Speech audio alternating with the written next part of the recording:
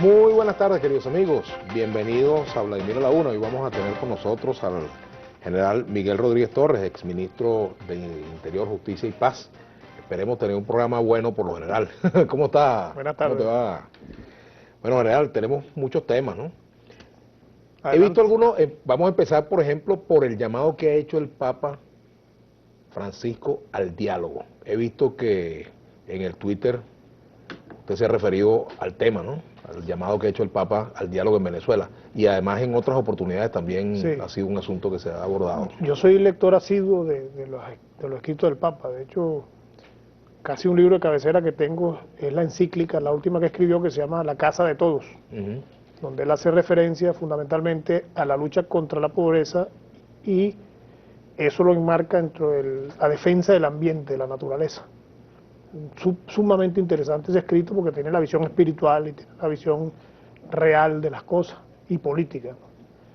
Por eso que le hago un seguimiento permanente a lo que el Papa escribe y coincido perfectamente en este llamado que él hace al diálogo, bueno, que ha sido lo que he venido yo programando desde hace mucho tiempo, de que Venezuela necesita sin duda alguna abrir un espacio donde nos sentemos tirios y troyanos a discutir sobre dos temas fundamentales que afectan hoy al venezolano, que es la seguridad ciudadana y la economía. Y sobre esos dos puntos, teniendo a Venezuela primero como norte, como punto de coincidencia fundamental, sobre esos dos temas, tomar las decisiones que haya que tomarse, porque sin duda alguna la crisis en esos dos puntos es muy grave. El tema de la seguridad ciudadana, el tema de la economía, afecta directamente a la familia y a veces uno ve unas diatribas políticas arriba de discusiones, a veces hasta bizantinas, que no dan en realidad soluciones a las cosas que la gente está esperando. La gente está ¿Por qué no se gritando da en el eso. diálogo? ¿Qué es lo que pasa? ¿Qué frena al gobierno para sentarse y qué frena a la oposición para sentarse? Esa pregunta me gusta, ¿no? Porque Ujú. genera un debate interesante. Primero tenemos que revisar la historia reciente de Venezuela. Sin duda alguna, desde el 98, cuando el comandante Chávez gana las elecciones, se inició una gran conspiración en Venezuela contra Chávez. De eso hay suficientes elementos eh, que pueden citarse como pruebas de ello. El presidente gana las elecciones y ya el general Rojas Pérez estaba conspirando para que no fuera reconocido como presidente de la República, y a partir de ahí, bueno, vivimos una serie de atentados contra la democracia y contra un presidente que fue electo democráticamente, como fue el primer paro, la primera huelga que hubo, el paro petrolero, el golpe del 11 de abril, paramilitares, guarimbas, bueno, toda una cantidad de conspiraciones de las que yo puedo dar fe de muchas, con muchas pruebas, porque estuve muchos años en los servicios de inteligencia. Eso sin duda alguna eh, fracturó los puentes que pudieron haber entre la oposición y el gobierno y creó una especie de complejo donde hablar de diálogo es como traicionar algún principio, ¿no? El diálogo lo hacen como semejante a traición, Ujú. y eso es la primera cosa que tenemos nosotros que romper. Yo creo que el diálogo primero es un privilegio del ser humano, que nos lo ha dado Dios, pues nos diferenció de los animales, que nosotros no tenemos que pelear para resolver las cosas, tenemos que hablar. Y sin Y embargo peleamos. sin embargo peleamos. Mm. El mundo de hoy está dando demostraciones que por la vía del diálogo muchas cosas se pueden resolver. Yo ponía el ejemplo en un programa anterior del caso de Estados Unidos y Cuba. Ujú. Cuba, que es la meca del antiimperialismo, bueno, recibió a Obama, a los Rolling Stones, Ujú. está abriendo las puertas a empresarios estadounidenses por la vía del diálogo, de la conversación y del respeto mutuo entre las partes. Si eso se puede, si Santos puede sentarse con la FARC y llegar a acuerdos de paz, siendo yo enemigos de verdad Después de 60 años de guerra, de más, ¿no? 60 años de guerra, y Santos fue, creo que, uno de los ministros que más duro golpeó Ujú. militarmente a la FARC. Y ahí están sentados tomando decisiones por la paz del país, poniendo al país por encima de cualquier otro interés. Entonces, ¿cómo es que nosotros no podemos pasar a la página de odio que se ha creado por todas esas realidades históricas que te mencioné y sentarnos a buscar soluciones y a, y a entender que todos somos venezolanos? Ahora, fíjate, hay una palabra que se asocia mucho a la de diálogo, que es la palabra perdón. Y otra que se deriva de ambas, que es la palabra amnistía. Vienen unas con las otras, ¿no? Mira, yo te voy a ¿Estás de recomendar un acuerdo libro. con la amnistía? Mira, yo te voy a hablar primero del perdón, Ujú. porque yo soy un predicador permanente del perdón. Ujú. Hay un librito que me lo regaló un sacerdote, a quien aprecio mucho, que se llama Del resentimiento al perdón. Me te voy a regalar uno. Mm. Es muy interesante y ese libro me ayudó a cambiar algo interno en mi vida cuando murió mi hija. Y lo leí a raíz de ese evento tan duro, de perder una hija. Y en ese libro aprendí que primero el perdón es un acto voluntario, nace de la voluntad del ser humano, pero los hombres que llegan a tener la voluntad de perdonar hechos graves son hombres que tienen una gran elevación espiritual e intelectual. Yo creo que Venezuela está en un momento donde tenemos que perdonarnos, unos a otros, porque todos hemos cometido errores, todos hemos cometido fallas, todos nos hemos ofendido en algún momento. Primero reconocernos que existimos, o sea, saber que mira, sí, la oposición, como le hemos llamado toda la vida de 1000 epítetos, bueno, pero la oposición son más de 7 millones de venezolanos. Si eso lo multiplicas estadísticamente, bueno, es casi la mitad del país es opositor, y la otra mitad es chavista. Aquí no se puede pensar que va a haber una hegemonía de clases de uno sobre otro, como quizás piensan los que todavía creen en la ideología del socialismo decimonónico, por allá de la Unión Soviética, y viven todavía ese sueño. Aquí eso no va a ocurrir nunca, porque primero la clase media nunca se va a ir de aquí, y nosotros en algunos casos hemos maltratado mucho a gente de la clase media alta, a gente de la clase media. Entonces, primero tenemos que reconocernos, asumirnos que existimos, y que sobre los intereses de ambos grupos está el país, y el futuro de nuestros hijos y de nuestros nietos, y para ello tenemos que trabajar. Entonces, tenemos que empezar por perdonar. El perdón no implica, de ninguna manera implica impunidad. El perdón es un acto donde tú sacas de adentro el resentimiento que puedas tener o el sentimiento negativo hacia una persona que actuó deliberadamente contra ti. Entonces, tú puedes asumir el perdón así, pero eso no implica impunidad. De hecho, hasta la ley lo hace Y así. además el resentimiento lo lleva el que lo carga, ¿no? Eso dicen, el libro dice aquello, que el que tiene resentimiento es como el que se toma un veneno esperando que su enemigo se muera. No te estás envenenando, el resentimiento te envenena el alma a ti.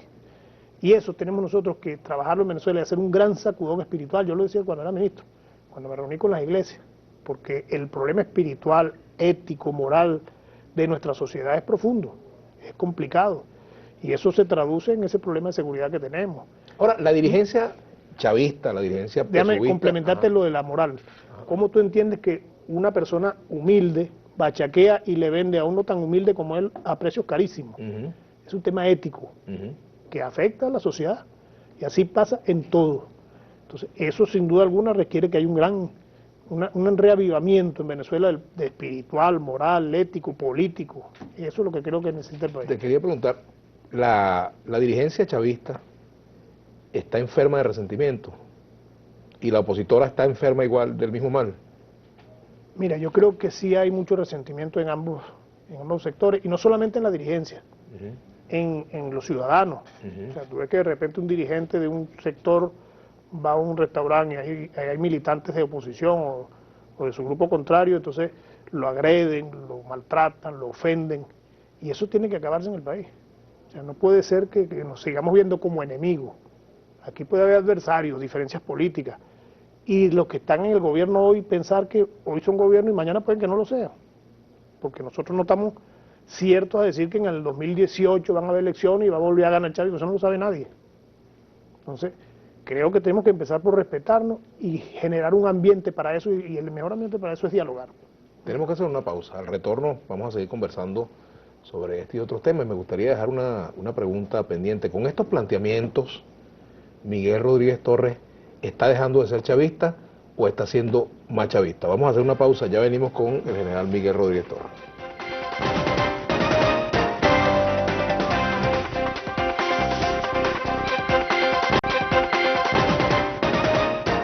Bueno, continuamos con el general Miguel Rodríguez Torres. Cuando Miguel Rodríguez Torres plantea el diálogo, plantea que hay resentimiento, que hay que pasar páginas, que hay que perdonar, ¿está dejando de ser chavista? ¿Se está ubicando en una posición distinta o está, por el contrario, reivindicando su condición de chavista?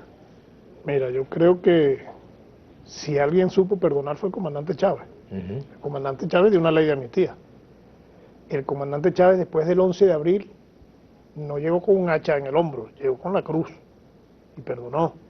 Y mucha gente salió en libertad que deberían haber sido juzgadas. Entonces, Chávez dio demostraciones de que era un hombre de espíritu elevado, capaz de perdonar y sobre el perdón avanzar. Y yo creo que hacia allá tenemos nosotros que apuntar. Eso no ni me resta ni me suma a los chavistas, ¿no? Yo nací chavista y moriré chavista.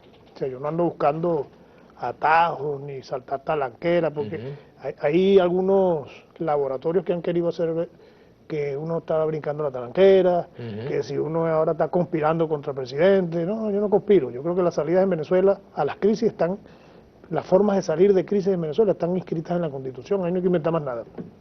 Pero con respecto a eso, el gobierno del presidente Nicolás Maduro, bueno, ha tenido unas cuantas actuaciones en el campo político y en el campo económico que genera mucha polémica. La toma de decisiones en el campo económico ha sido una de las más, digamos, cuestionadas en cuanto a, primero, tardías decisiones o decisiones que no terminan de adoptarse.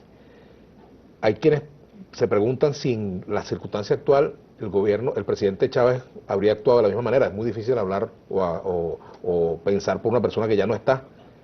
Pero Sí. desde el punto de vista de la visión chavista que Rodríguez Torres representa, ¿se están haciendo las cosas bien en lo político, bien en lo económico o no se están haciendo bien? ¿Se están Mira, cometiendo errores? yo creo que fundamentalmente se está dejando de hacer cosas. Por ejemplo, entender que ya Chávez no está. El liderazgo de Chávez, o sea, de verdad que el rol que le ha tocado al presidente Nicolás Maduro no es sencillo. Haber reemplazado a un líder de las características del comandante Chávez.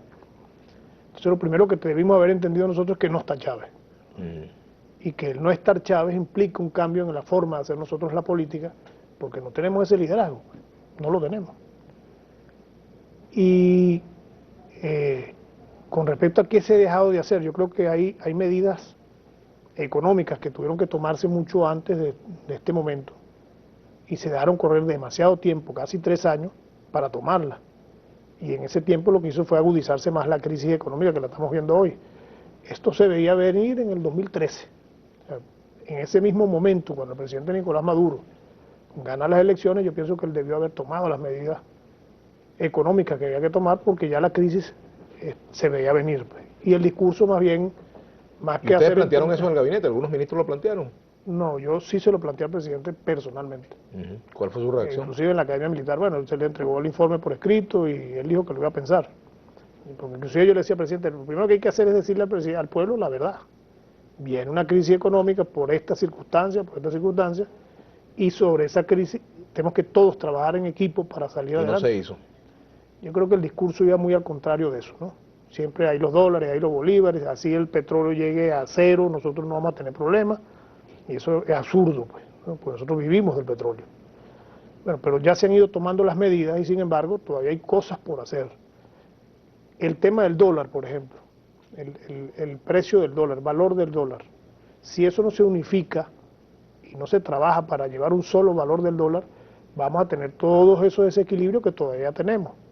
Porque es que de ahí parte gran parte de los problemas macroeconómicos que estamos viviendo, del problema del dólar. O sea, ningún país del planeta tiene 3 valores, 4 valores de la moneda, un solo valor de la moneda. Y yo creo que es una medida que hay que tomarla ya. Ahora, también hay un tema de fondo y es los controles. Los controles en la economía.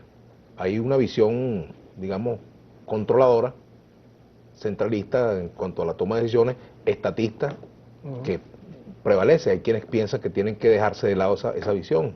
¿Qué piensa Rodríguez Torres? Mira, hay controles que son necesarios, ¿no? Sobre todo en el tema de los precios. Habrán algunos artículos que son de primera necesidad para todos los venezolanos, sobre los que el Estado debe influir directamente para que todos tengan acceso a ellos. Pero debe hacerse de una manera que no afecte el precio del producto. Y voy al tema de los subsidios. ¿Qué pasa cuando se subsidia el producto? Cuando tú subsidias un producto, en la misma calle tú puedes conseguir un producto a 2 precios muy distintos y eso genera todo este tema que tenemos del acaparamiento, bachaqueo. Es preferible ir al subsidio directo a la familia y aquí hay bases de datos suficientes para saber cuáles son las familias con más necesidad y esas familias reciban un subsidio directo y no sobre el producto y que los productos tengan el precio que tengan que tener, pero que se consigan.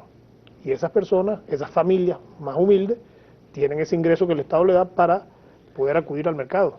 ¿Qué opinas de lo que ocurrió con Abasto Bicentenario, con Mercal, los hechos de corrupción, los gorgojos? Bueno, yo creo La operación Gorgojo que se llevó a cabo. Ese es parte del gran problema cultural que nosotros tenemos, ¿no? Ético, moral, político. creo que lo que el gobierno hizo es lo correcto, pues.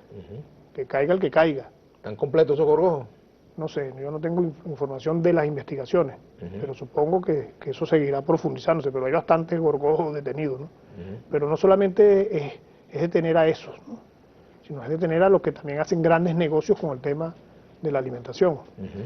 Pero dentro del gobierno, por el gobierno. Ahí hay empresarios, hay gente dentro del gobierno, ahí tienen que buscar a todos los que están metidos en eso. ¿Cómo acabar eso? Con transparencia. Si los alimentos son commodities, si tú los negocias en una especie de bolsa abierta, donde el Estado diga necesito 1000 toneladas de harina, y vengan los empresarios que la producen y oferten, ¿verdad? Bueno, yo puedo ponerla a tal precio, y lo haces transparente y abiertamente, es muy difícil que existan intermediarios, comisiones, las coimas, que siempre ocurren en ese tipo de negociaciones. Entonces, es hacer muy transparente la acción de compra del Estado para evitar que sigan ocurriendo esas cosas. Y estoy seguro que el Estado se ahorrará una gran cantidad de dinero. Por cierto, el presidente Maduro anunció en su momento que los ministros y funcionarios que pertenecen a la Fuerza Armada regresarían a sus funciones. Pero eso se cumplió a medias o en muchos casos no se cumplió. Bueno, eso obedece, yo supongo que se hizo una evaluación de persona por persona y cargo por cargo, ¿no? Sí tengo entendido que mucha gente regresó a la Fuerza Armada, a sus cargos y sus trabajos dentro de la Fuerza Armada. Y yo creo que eso es correcto, porque hubo como una especie de relajamiento en la Fuerza Armada y entonces los oficiales siempre andan buscando mantenerse en algún cargo público y no dentro de para lo cual fueron formados. Entonces yo creo que esa es una medida necesaria y justa, ¿no? Ahora, el rol de la Fuerza Armada también ha estado en la discusión pública, ¿no? El balance que usted hace sobre el rol de la Fuerza Armada en la función pública, ¿ha sido positivo realmente para el país? Bueno, ahí tú no puedes juzgar a la Fuerza Armada como tal, tienes que juzgar a las personas que han ocupado cada cargo, ¿no? La Fuerza Armada es una institución a la que yo quiero y respeto. Yo vengo de la Fuerza Armada, 30 años de servicio más 4 años de academia, y así como algunos elementos de la Fuerza Armada pueden haber hecho algún mal trabajo en un cargo determinado, hay unos que han hecho excelentes trabajos en sus cargos. Entonces es evaluar a la persona y no a la institución, ¿no? La institución hay que sacarla de la discusión. Y te puedo poner un ejemplo, lo que era antes la UE. Pero es innegable que los hechos de corrupción, por ejemplo, si aparece un capitán que lo capturan con droga o aparece otro que aparece en un negocio o una figura de mayor relieve aparece en un negocio turbio, eso impacta en la Fuerza Armada, Claro, en la moral de la Fuerza Armada. pero son responsabilidades particulares. La Fuerza Armada indudablemente está blindada contra eso y la misma Fuerza Armada tiene los mecanismos para rechazarlo. Pero no podemos acusar a la Fuerza Armada como institución, acusa a la persona. Usted ocupó un cargo importantísimo que fue el manejo de los órganos de inteligencia, el SEBIN, luego como ministro, por supuesto, muchas funciones en ese campo, ¿no?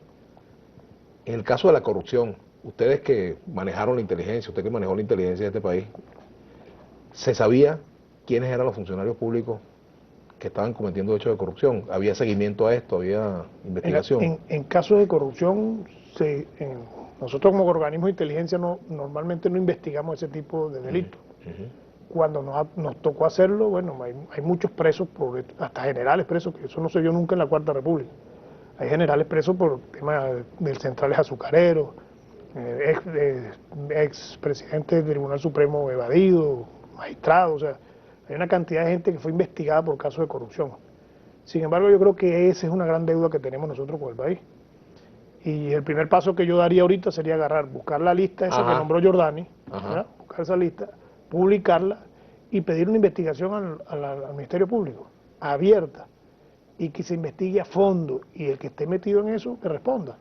No quiere decir que todas esas empresas a lo mejor están metidas en corrupción, a lo mejor algunas presentarán su soporte que cumplieron con lo que tenían que cumplir, pero ese primer paso sería un paso remoralizante en nuestra sociedad, y que caiga el que tenga que caer. Vamos a hacer una pausa. Al retorno continuaremos conversando con el general Miguel Rodríguez Torres, exministro de Interior, Justicia y Paz. Ya venimos.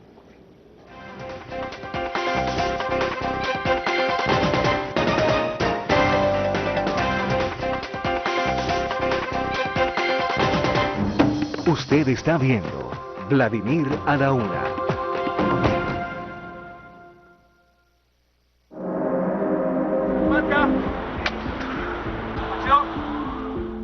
Mi nombre es Maybel Di Martino. Soy el animador del programa Glocalidad, una producción independiente que gracias al apoyo de Globovisión ha logrado convertirse en una vitrina a través de la cual mostramos lo mejor del ingenio venezolano.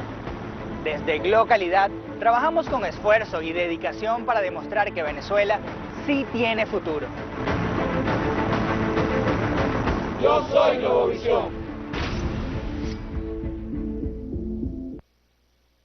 ¿Tienes una idea de negocios y no sabes qué hacer?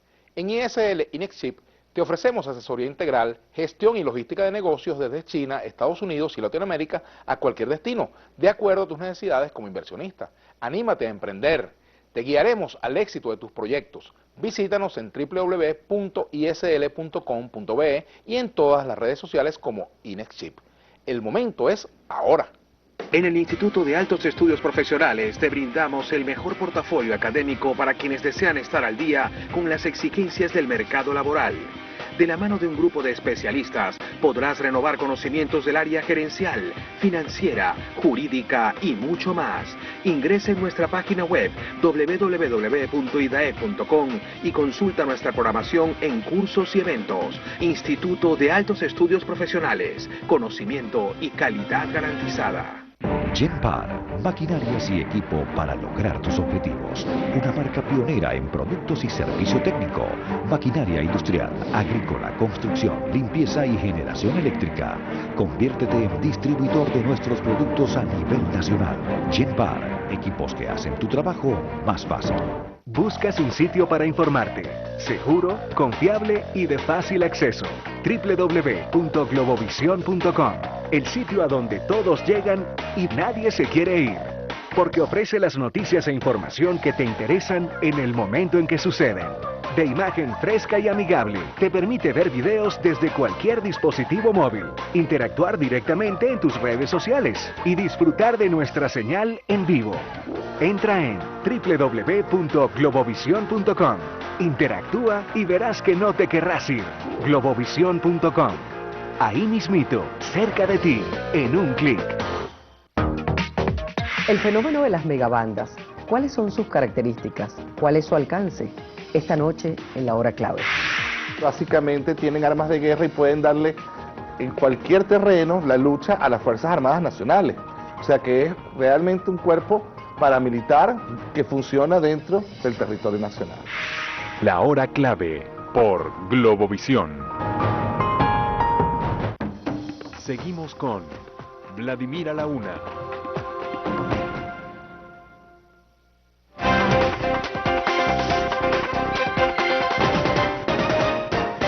Bueno, al general Miguel Rodríguez Torres le correspondió conducir el plan Patria Segura. Ahora se habla de la OLP, la Organización para la Liberación del Pueblo.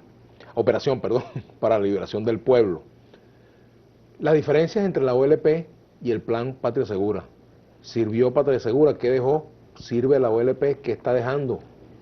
Mira, el plan Patria Segura, primero hay que entender qué es el plan Patria Segura. El plan Patria Segura era ¿O qué era? Porque ya no existe, ¿no? ¿Qué era? Era la operacionalización de la Gran Misión a Toda Vida Venezuela. La Gran Misión a Toda Vida es una política pública que contempla todo lo que tenemos que hacer como sociedad, como gobierno, como institución, para poder en un corto y mediano plazo y largo plazo resolver el tema de la seguridad. ¿Y esa misión existe todavía? Existe, eso está escrita por el comandante Chávez. ¿Pero se está aplicando? Creo que no. No te puedo decir porque no estoy dentro del gobierno. Pero se pero puede ver. Se percibe que no, pues. Porque ahí esa gran misión que contempla las líneas que tienen que ver con la seguridad ciudadana, con la depuración de los cuerpos policiales, con el tema del sistema judicial, con el problema de las cárceles, todo eso está metido dentro de la gran misión, y el plan Patria Segura era como el que operacionalizaba todas esas variables que se manejaban dentro de la gran misión. Yo creo que ese sería un acuerdo interesantísimo que se discutiera y se convirtiera en una ley en la Asamblea y que esa gran misión a todavía se aplique con rigurosidad para que empecemos a ver las diferencias y los cambios en materia de seguridad ciudadana. Para nadie es un secreto que ahorita el AMPA está desbordada. Yo veía unos Twitter por ahí de Freddy Bernal llamando la atención sobre la matanza de policías. Y es grave, la situación es muy grave. ¿Estás de acuerdo con lo que plantea Freddy Bernal de que los militares tomen los barrios? Yo sí estoy de acuerdo. Yo lo planteé en Patria Segura, que la Fuerza Armada ayudara a las fuerzas policiales en control de ciertos sectores de mucha conflictividad. ¿Están preparadas para eso? Se preparan. se preparan, la policía militar puede ayudar y tú puedes entrenar unidades especiales para eso, porque bueno, ya hay experiencia en el mundo para eso. Tú vas a París y en la Torre Eiffel tú consigues son comandos del ejército por custodiando sectores de la ciudad, bueno, por el tema del terrorismo y la seguridad y todo eso. Entonces, y aquí en Venezuela lo hicimos, la Plan Patria Segura tuvo el ejército en la calle y los índices empezaron a bajar en la medida que se integraron todas las fuerzas disponibles. La seguridad hay que entenderla como un problema social, no como un problema policial. Ahora, la diferencia entre la OLP y el Patria Segura. Yo creo que la OLP podría ser una línea del Plan Patria Segura. Entonces no abarca el problema en su totalidad. El problema de la seguridad es transcomplejo, es muy profundo y no solamente es un tema de policías, es un tema de la sociedad. Por eso, cuando se hizo la gran misión y se aplicó el Plan Patria Segura para operacionalizar la gran misión, se invitaban a las iglesias, se hacían asambleas de ciudadanos, se hacían reuniones con la fiscal general. Ahora es más policial. Yo creo que están dedicados solamente al tema policial. A una pregunta, pero a los efectos puntuales del plan de la OLP, ¿fracasó o no fracasó? Si vemos lo que se ve en los medios y las informaciones que uno maneja, creo que no ha logrado lo que aspiraba a lograr. Creo que los índices de delincuencia y los índices de violencia se han incrementado. ¿Fue desbordada entonces esa operación? Yo creo que hay que complementarla y hay que aplicar un plan integral. No solamente pensar que entrando a un barrio, haciendo allanamiento, vamos a acabar con la delincuencia. La delincuencia es un problema muy profundo y que no se le resuelve solamente con policía. Ahora, también hay mucha inquietud con respecto al gasto en defensa. Quienes dicen se está gastando mucho en comprar aviones, pero las policías no están totalmente armadas como deberían estar para enfrentar una delincuencia que tiene alto poder de fuego. Yo particularmente creo que en esta coyuntura que tenemos de crisis en la economía, con alimentos y medicina, y en crisis de seguridad ciudadana, todos los recursos del país deberían estar enfocados en resolver esa crisis. Incluido el gasto militar. Todo. Los militares pueden esperar. Los militares pueden esperar por el equipamiento mayor. Ahora, no hay una amenaza del imperio norteamericano, como dice el gobierno. Óyeme, para los oficiales de la Fuerza Armada es más importante que el gasto se dedique a su mejor condición de salarial y social y económica que a mantener un equipamiento pesado que puede mejorarse en una condición cuando la economía se mejore. Ahorita hay que resolver los problemas que tiene el venezolano. Pero el gobierno habla de que hay una amenaza del imperio. Pero es que la amenaza está ahí y siempre va a estar ahí. Y eso no lo vamos a resolver con los equipos que tenemos. Por eso se cambió el modelo defensivo. Por eso se cambió la estrategia y se cambió la doctrina militar venezolana. O sea que estos gastos militares que se han hecho no tienen sentido. No, sí tienen un uso. Claro que tienen una aplicación dentro de la estrategia de defensa. Pero ahorita la coyuntura señala otra cosa. La gente lo que está esperando es que le resuelvan el problema de la medicina. La cosa es dramática. Tú tienes que ver las redes, los teléfonos, el Twitter, la familia. Una persona que consigue una medicina cualquiera tienes que recorrer 20 farmacias y no la consigue. O sea, eso es lo primero que tenemos que tener, la crisis. Y todos los recursos enfocarlos en resolver la crisis de alimentaria, la crisis de medicina y de seguridad ciudadana. Nuestros policías tienen que recibir mejores salarios, mejores armamentos, mejores equipamientos, actualizarle el parque de vehículos, de motos, para que puedan hacer su trabajo tranquilos, para que puedan saber que su familia está protegida, mientras ellos están en la calle enfrentando ese gran problema que ¿Le tenemos. está ganando el AMPA la batalla a la policía? Yo no me gusta plantear el problema en quién está ganando la cosa. Yo creo que lo que hay que pensar es en las políticas que tenemos que aplicar. Y en eso yo creo que es uno de los puntos de encuentro que debe haber entre la oposición y el gobierno. Ajá. La PNB, la evaluación que Miguel Rodríguez Torres hace de la Policía Nacional Bolivariana. Yo creo que ese cuerpo policial requiere una depuración profunda. Y creo que el capitán Ronald Blanco está haciendo un extraordinario trabajo en la universidad porque habían ciertos patrones que cambiar ahí en la formación del policía. Pero todavía creo que sigue siendo necesario depurar ese cuerpo policial, sobre todo revisar mucho los procesos de admisión e ingreso. Sí, el problema, yo estuve trabajando en política interior mucho tiempo como parlamentario y en temas de derechos humanos y asuntos policiales. El problema no es solamente los malos funcionarios, sino también los malos procedimientos. Nada se hace con sacar un mal funcionario si un procedimiento equivocado se mantiene. Es un tema de formación del funcionario. Bueno, me gustaría también hablar un poco sobre cómo enfrentar, por ejemplo, la situación de los pranes en las cárceles. ¿Se debería utilizar la Fuerza Armada, por ejemplo, para desarmar a estos pranes, para desarticular estas bandas internas en las cárceles? Se debería, se usa, porque cuando se hacen los ingresos en los penales se hace con la Guardia Nacional. En la Fuerza Armada a través de la Guardia Nacional. Pero que resulta que la actuando. Guardia Nacional custodia las cárceles externamente, pero entran armas, entonces. O la engañan No, o forma parte ahí hay de la redes de situación. corrupción entre, No la fuerza, entre sino los custodios funcionarios. internos, entre guardias. Ujú, Esas son redes de corrupción que hay que trabajarlas con inteligencia y desmontarlas, pues. ujú. Ahora, lo que pasa es que yo creo que la ministra Iris, la falla que ha tenido, es una falla comunicacional. Yo pude ver el trabajo que ha hecho ella en ese momento, iban más de 16 penales que ya están bajo régimen del Estado. La gente con su braga, le rapan el coco, van a trabajar, van a estudiar y comen la comida que le lleva al ministerio. Eso lo he visto yo y eso debería seguirse haciendo en todas las cárceles. Pero es necesario aperturar nuevos penales, porque hay demasiada gente en los penales. Son penales que fueron construidos para 500 personas, tienen 1.300, 2.000 personas. Y en ese hacinamiento, sin duda alguna, se convierte eso en una verdadera anarquía y violencia y todo el tipo de cosas malas que te pueden venir a pasar ahí. Entonces hay que ampliar más penales y los planes tienen que tener un tratamiento especial. Ah, tú eres plan, entonces vete para El Dorado, pues, ¿no?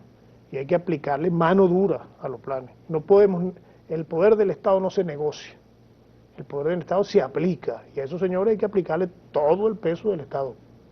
Vamos a hacer una pausa, retorno, continuaremos conversando con el general Miguel Rodríguez Torres. Pueden escribirnos a través de nuestras redes sociales, @VladimirLaguna_GB, tanto en Twitter como en Instagram.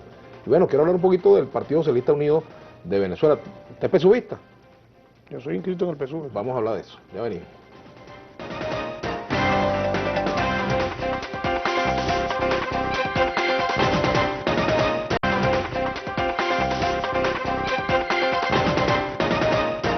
Bueno, quiero leer dos mensajes que me llaman la atención mucho. Uno en el Instagram de Lorena Morsch.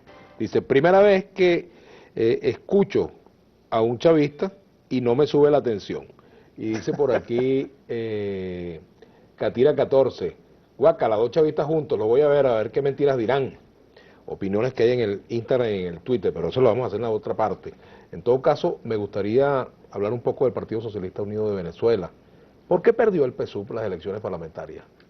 ¿Y qué ha hecho el PSUV para corregir las causas de esa derrota después de esos acontecimientos? Yo ese quiero proceso. referirme más que al PSUV, al chavismo como fuerza. El chavismo no es solo el PSUV, Porque el chavismo no es solamente el PSUV. Hay chavistas que militan, otros que no militan. O están otros partidos que giran en torno al PSUV, al pueblo patriótico. Para entender lo que está pasando ahí, partimos de la ausencia del comandante. Creo que sin duda alguna él dejó un vacío de liderazgo muy grande, bueno, que ha tratado de ser cubierto por distintos líderes del partido. Se ha hablado de un liderazgo colectivo, pero creo que las elecciones del 6 de diciembre señalan que hay una diáspora en el chavismo, que hay molestia en el chavismo, que hay, sin duda alguna, hubo un castigo contra el liderazgo del chavismo. Bueno, porque hubo 2 millones, no sé cuántos militantes del chavismo que no votaron por la opción del PSUV, ni por alguna otra opción del pueblo patriótico, o que simplemente votaron nulo. Es interesante hacer una lectura de ese voto nulo. A esta reacción de las bases del chavismo, yo creo que no ha habido todavía un entendimiento claro de lo que pasa y de la necesidad de transformación que tiene el chavismo. El chavismo necesita reavivarse y relanzarse, porque tenemos enfrente retos electorales posibles y otros ciertos. Tenemos elecciones, un posible referéndum al frente. Eso puede darse como no puede darse, eso depende más de la oposición. Pero tenemos que estar preparados para eso. Después vienen elecciones en diciembre y el próximo año elecciones también. Y el chavismo está disminuido porque creo que siente un vacío de liderazgo y eso es lo que vimos en las elecciones. ¿Y Rodríguez Torres quiere llenar ese vacío? Mira, yo creo que ese vacío no lo llena un hombre, lo llena un liderazgo colectivo real y sobre todo un liderazgo que escuche las bases, que vaya, como decía el comandante Chávez, a las catacumbas del partido, del pueblo, a escuchar a la gente. Ahora, con estas iniciativas que Rodríguez Torres toma de escribir en el Twitter, de reunirse con sectores diversos de la sociedad, de plantear el diálogo, marca distancia con una manera de conducir el chavismo. ¿Qué hay detrás de esas iniciativas? ¿Hay un plan político personal? ¿Hay la posibilidad de construir una fuerza chavista distinta al PSV? ¿Hay una intencionalidad de volver al chavismo originario? ¿De qué se trata? Yo creo que se trata de entender el chavismo que necesitamos hoy, que es un chavismo que se abra, que se expanda a todo el país. Entender que necesitamos un chavismo que gobierne para 30 millones de venezolanos, no gobierne solamente para el chavista, sino que gobierne para todos. Ese chavismo, por ejemplo, que se necesita, pudiera gobernar en, digamos, perfecta armonía con empresarios como Lorenzo Mendoza, por ejemplo. Con quien sea, siempre y cuando trabaje por el bien del país. Mira, en el tema de la economía hay muchos tabúes, y hay muchos complejos, pero es que el mundo ha evolucionado muchísimo y el mundo está permanentemente cambiando. El cambio es inherente al ser humano. Y aquí en la economía todavía hay algunas visiones decimonóicas que piensan en demasiados controles, que el Estado tiene que ser el dueño de todo, y eso es un error. Y la Constitución nuestra, y te quiero leer un pedacito de la Constitución, un artículo de la Constitución, es muy clara en el modelo económico que nosotros debemos desarrollar. Dice nuestra Constitución, creo que se me fue por aquí el artículo. Mientras consigue ese artículo, planteo el tema de Lorenzo Mendoza porque se le ha acusado de estar, por ejemplo, en una situación de conspiración contra la economía y de... Mira, el Grupo Polar, en la primera guarimba, por allá en el 2004, conspiró. De hecho, se dieron el lujo de trancar con 12 gandolas toda la ciudad de Caracas en un solo día. Y después yo tuve que decomisar las gandolas, ellos intermediaron a través de José Vicente, esas gandolas quedaron a orden del Ministerio Público. O sea, es lo que yo te estoy diciendo, lo que te dije al principio del programa. Aquí había una conspiración permanente por muchos años. Bueno, pasemos esa página y pongamos la Constitución Pero por hoy, delante. ¿usted opina que el Grupo Polar está en lo mismo? No tengo informaciones como para decírtelo. O sea, yo no manejo ahorita organismos de seguridad ni informantes. Yo creo que a todo el mundo hay que sentarlo y dentro de la Constitución todo, trabajar por el país, poner el país como prioridad. Con respecto al sistema económico, mira lo que dice la Constitución. El régimen socioeconómico de la República Bolivariana de Venezuela se fundamenta en los principios de justicia social, democracia, eficiencia, libre competencia, protección del ambiente, que es bien importante, productividad y solidaridad, a los fines de asegurar el desarrollo humano integral y una existencia digna y provechosa para la colectividad. El Estado, conjuntamente con la iniciativa privada, promoverá el desarrollo armónico de la economía nacional con el fin de generar fuentes de trabajo, etcétera, etcétera, etcétera. Eso está en la Constitución. Eso no es un invento ni de Rodríguez Torres, ni de Lorenzo Mendoza, ni de ningún otro actor político del país. Eso está ahí. Entonces, sentémonos en la mesa a discutir sobre la Constitución y cumplamos toda la Constitución. Tenemos códigos que nos unen, el país nos une. Ahora, las políticas económicas que se están aplicando, ¿bailan al mismo son que ese artículo? Creo que hay un vuelco hacia allá. Creo que la presencia de Aristóbulo, del ministro Pérez Abad, del comandante Castro Soteldo, creo que están dándole un vuelco a la cosa.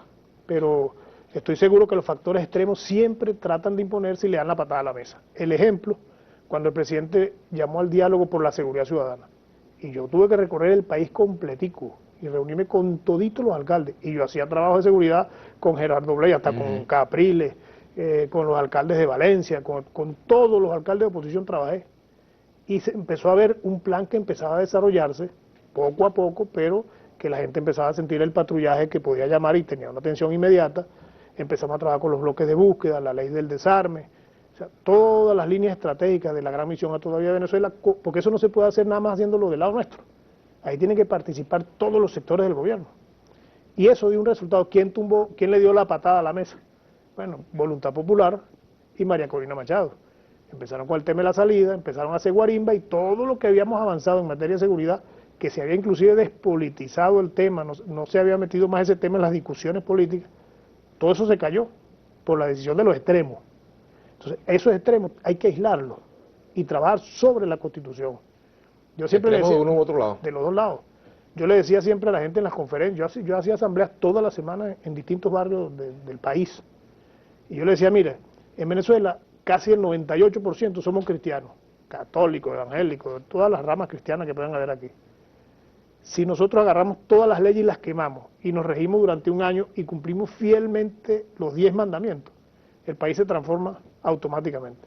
O sea, marcos, referencias morales tenemos, éticas, legales, espirituales.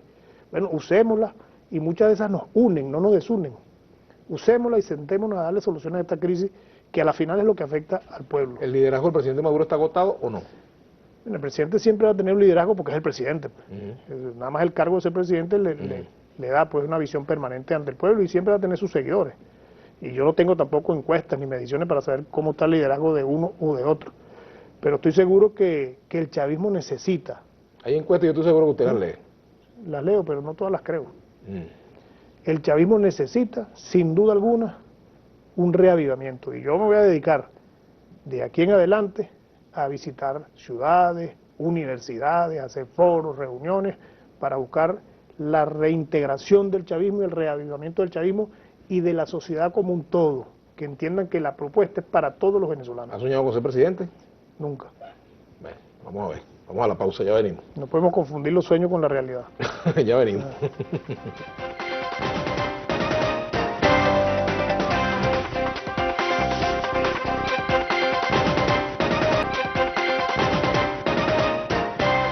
Bueno, el general Rodríguez Torres dice que no tiene aspiraciones presidenciales, que no ha soñado con eso. A mí me queda la duda.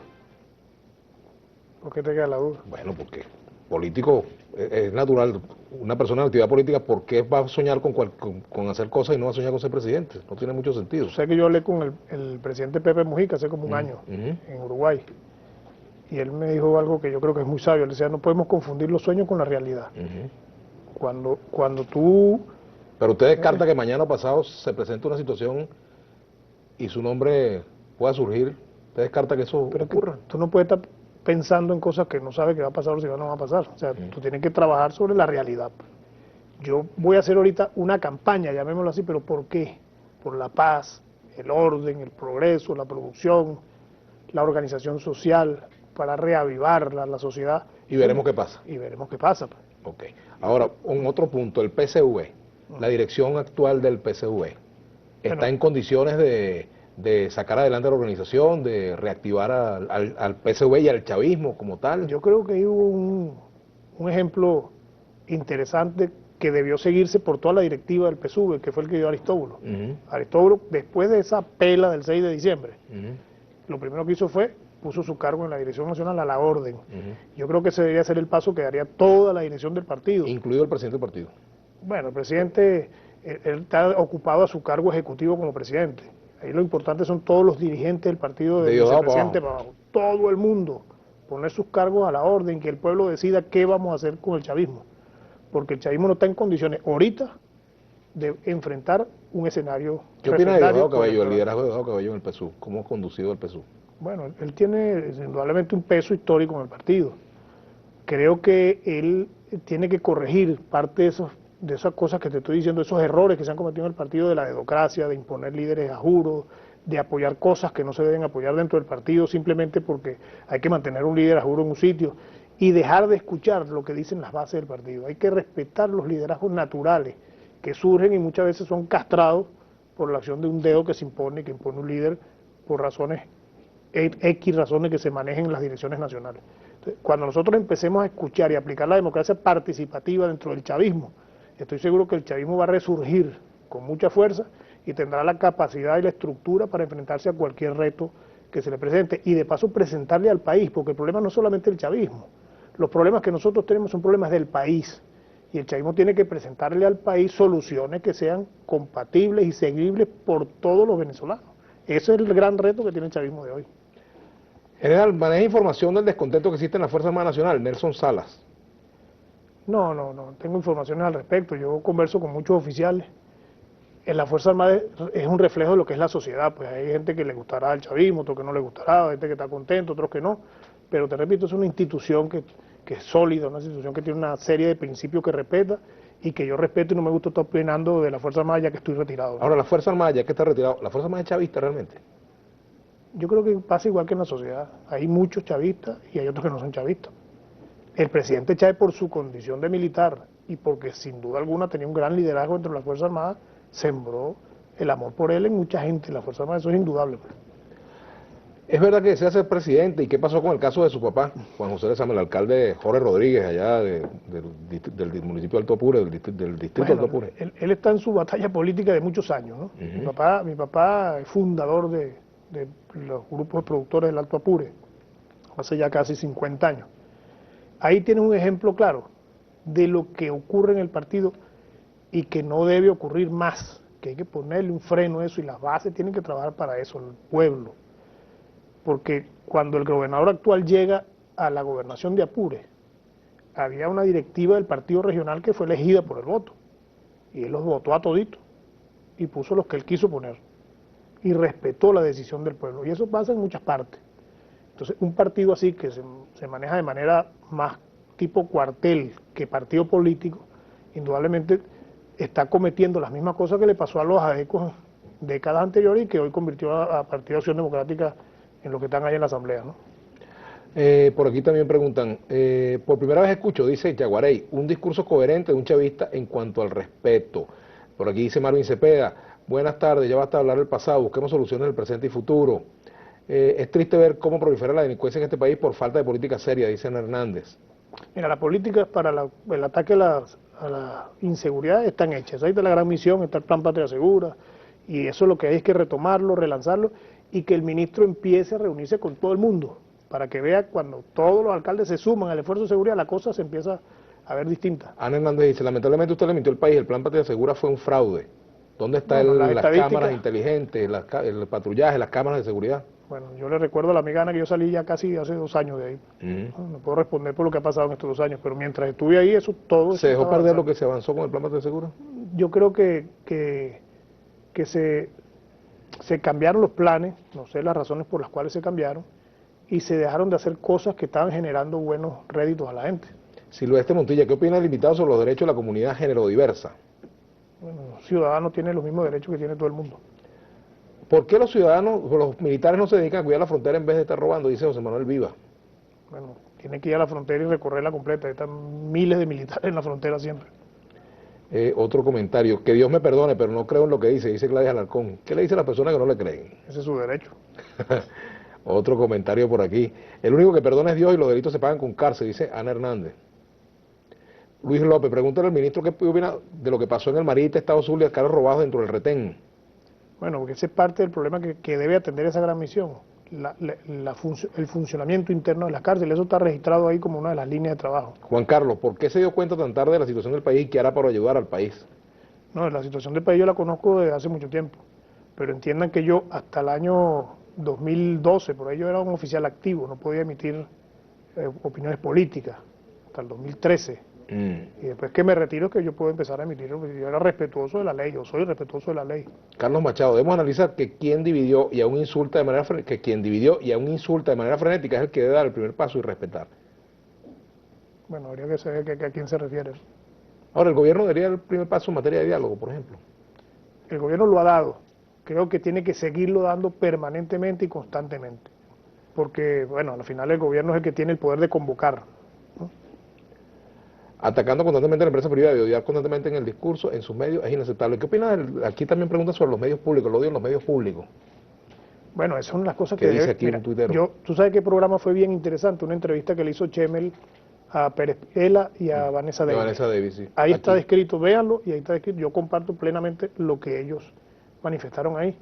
Y eso es una de las cosas que debemos corregir. Mira, nosotros dentro del chavismo tenemos que corregir las cosas que hemos hecho mal para poder impulsar al país hacia adelante. Por ejemplo, el tema agrícola, agrario, agropecuario. Yo creo que el comandante está haciendo un esfuerzo grande ahí, pero hay muchas cosas que hacer para progresar y para poder comandante Castro Sotelo. Finalmente, ¿desde cuándo no va al Canal 8? ¿Está vetado al Canal 8? Desde que era ministro. Yo creo que estoy vetado, bueno, no me ha invitado más. ¿Es una mala palabra Rodríguez Torres en el chavismo oficial hoy? No sé, pareciera en algunos sectores. Bueno, muchas gracias, general Miguel Rodríguez Torres, por haber venido al programa. Tenemos que despedirnos y será entonces hasta mañana. Quédense ahora en sintonía de Brújula Internacional con Julio César Pineda.